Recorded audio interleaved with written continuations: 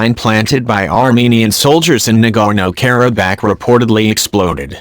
As a result of the explosion, a Russian soldier was reportedly killed.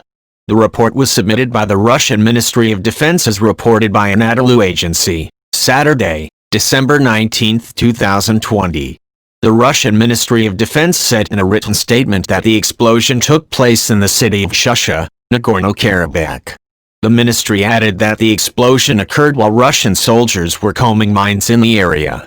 The soldier was initially injured after being hit by the explosion.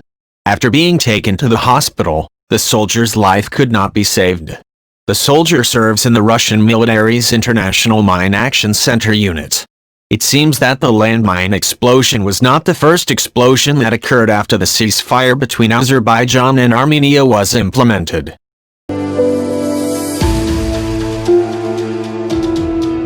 Last month, a landmine explosion also occurred in the Sukhavuzan region, Nagorno-Karabakh. As a result of the explosion, an Azerbaijani soldier died and injured a Russian soldier.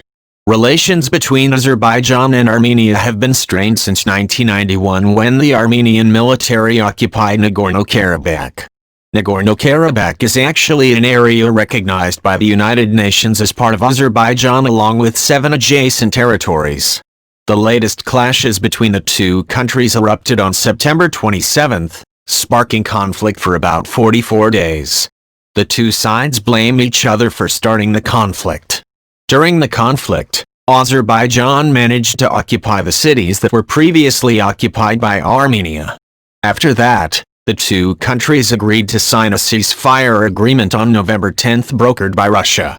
Russia finally deployed peacekeepers to guard the Nagorno-Karabakh region.